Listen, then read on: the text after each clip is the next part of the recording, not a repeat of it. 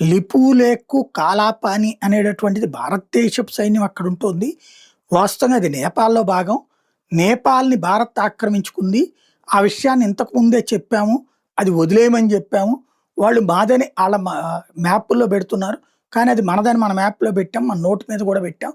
కాబట్టి అది మనకిచ్చేసేయాలి అంటున్నాడు నేపాల్ ప్రధానమంత్రి బాలేన్ షా. దానికి తగిన ఎవిడెన్స్ ఉంది. అది నేపాల్‌లో భాగమే అన్నటువంటిది అని చెప్పుకొస్తున్నాడు. కాపోతే మన పొరుగునున్నటువంటోళ్ళు గాబట్టి, వాళ్ళతో గొడవలు పెట్టుకోకుండా సొల్యూషన్ దిశగా అడుగులు వేస్తున్నాం అని జెప్తున్నారు.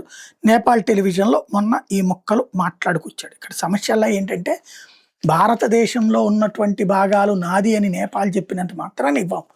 ఇప్పుడు అక్కడున్నటువంటి ప్రజలు అసంతృప్తి చెందడం వలన, జంజీ తిరుగుబాటు వల్ల ప్రచండాలు, ఓలీ శర్మలు అందరూ గూడా కొయిరాలాలు అందరూ పోయి ఫైనల్‌గా ఈయనొచ్చాడు. ర్యాపర్ ఈయన. ర్యాపర్ అయినటువంటి ఉక్రెయిన్‌లో జెలెన్స్కీ అనేటటువంటి కామెడీ జోకర్ గాడిని తీసుకొచ్చి అధ్యక్షుడిని చేస్తే ఎట్టయిందో, ఇప్పుడు నేపాల్‌లో ఈ ఎవరైతే ర్యాపర్ ద్వారా అట్లాగ జరుగుతోంది. రాబోయే రోజుల్లో నేపాల్ దేశాన్ని ఏం చేస్తాడో ఎవరికీ అర్థం కావట్ల.